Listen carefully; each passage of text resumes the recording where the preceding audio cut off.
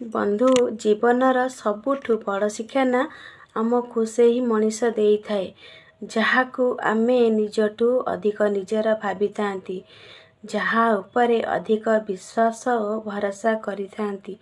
ବୋଧେ ଏହାକୁ ଜୀବନ କୁହାଯାଏ। ଯାହାକୁ ଆମେ ଅଧିକ ବିଶ୍ୱାସ କରନ୍ତି, ଅଧିକ ନିଜର ଭାବନ୍ତି, ସେହି ମଣିଷ ହିଁ ଆମକୁ ଧୋକା ଦେଇଥାଏ ଓ ଅଧିକ ଦୁଃଖ କଷ୍ଟ ଦେଇଥାଏ।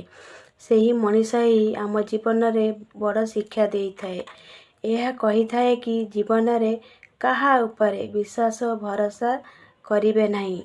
ଜୀବନରେ କେବେ କାହାକୁ ନିଜଠୁ ଅଧିକ ଭଲ ପାଇବେ ନାହିଁ। ଦରକାର ଠାରୁ ଯିଏ ଅଧିକ ଭଲ ପାଏ ତାକୁ ସୌଭାଗ୍ୟ କୁହାଯାଏ। ଅଳ୍ପ ପାଇ ଯିଏ ଖୁସି ହୁଏ ତାକୁ ଭାଗ୍ୟବାନ କୁହାଯାଏ। ସବୁକିଛି ପାଇ ଯିଏ ତାର ସଦ୍ବ୍ୟବହାର କରିନପାରେ ତାକୁ ଭାଗ୍ୟହୀନ କୁହାଯାଏ। ଏହି ତିନୋଟି କଥା ମନେ ରଖିବେ। ଯିଏ ତୁମକୁ ସାହାଯ୍ୟ କରିଛି ତାକୁ କେବେ ଭୁଲିବେ ନାହିଁ। ଯିଏ ତୁମକୁ ଭଲ ପାଉଛି ତାକୁ କେବେ ଧୋକା ଦେବେ ନାହିଁ। ସମସ୍ୟା ଏତେ ବି ଶକ୍ତିଶାଳୀ ହୋଇନଥାଏ ଯେତିକି ମଣିଷ ତାକୁ ଭାବୁଥାଏ। କାହିଁକି ନା ଅନ୍ଧକାର ଯେତେ ବି ଶକ୍ତିଶାଳୀ ହୋଇଥିଲେ ମଧ୍ୟ ସହଜରେ ସକାଳର ସୂର୍ଯ୍ୟ ଆଗରେ ମୁଣ୍ଡ ନୁଆଁଇଥାଏ।